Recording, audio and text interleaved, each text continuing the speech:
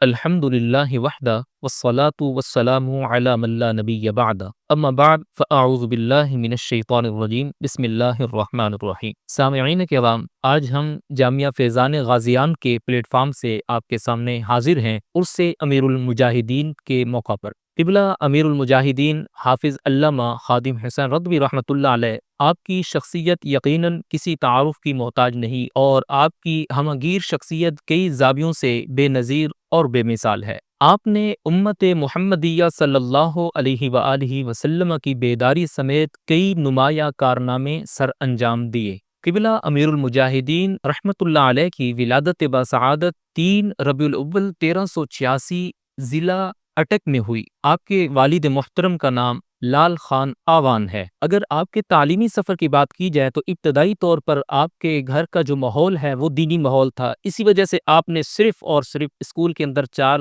جماعتیں پڑھی، اور اس کے بعد آپ حفظ قرآن کی طرف مائل ہوئے، اور حفظ قرآن کے حصول کے لیے آپ ضلع جہلم تشریف لے گئے قاری غلام یاسین صاحب کے پاس، اور آپ نے صرف 12 سال کی عمر میں حفظ قرآن کی تکمیل فرمائی۔ پھر آپ اس کے بعد قراءت کا کورس کرنے کے لیے جامعہ رضویہ احسن القرآن وہاں تشریف لے گئے، اور تقریباً آپ نے 1 سال قرآن مقدس کو قراءت کے ساتھ پڑھنا وہاں سیکھا، اور پھر 15 سال کی عمر میں آپ جامعہ مسجد وزیر خان سے جامعہ نظامیہ رضویہ لاہور کی طرف تشریف لے گئے عالم دین بننے کے لیے، اور آپ نے 22 سال کی عمر میں دورۃ الحدیث شریف مکمل فرمایا۔ آپ نے جہاں بہت سارے اساتذہ سے اکتساب فیض کیا، ان میں نمایاں نام قبلہ عطا محمد بندیالوی جو رئیس المدرسین کہلاتے ہیں، ان سے آپ نے تعلیم حاصل کی، اور علامہ عبد القیوم ہزاروی صاحب سے بھی آپ نے اکتساب فیض کیا۔ اسی طرح علامہ صدیق ہزاروی صاحب اور علامہ عبد الستار سعیدی صاحب سے بھی آپ نے اکتساب فیض کیا۔ 22 سال کی عمر میں دورۃ الحدیث شریف مکمل کرنے کے بعد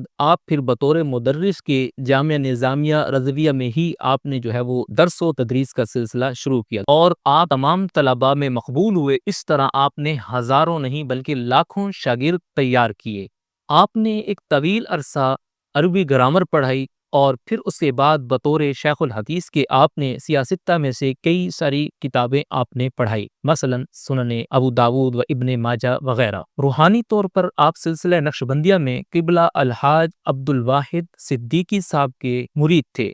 آپ کی علمی قابلیت اور دین سے بے انتہا محبت کے پیش نظر بہت سارے صوفیاء کرام نے آپ کو خلافت کی اجازت عطا فرمائی، جن میں نمایاں نام مفتی ابو داود محمد صادق علیہ الرحمہ ہیں، اور نبیر اعلیٰ حضرت مفتی اختر رضا خان قادری۔ آپ نے قبلہ امیر المجاہدین کو خلافت کی اجازت عطا فرمائی، اور اس طرح لاکھوں لوگ آپ کے دست مبارک پر بیعت ہوئے۔ اللہ کی بارگاہ میں دعا ہے کہ ہم سب کو قبلہ امیر المجاہدین رحمۃ اللہ علیہ کے مشن پر چلنے کی توفیق عطا فرمائے۔ وآخر دعوانی ان الحمد للہ رب العالمین۔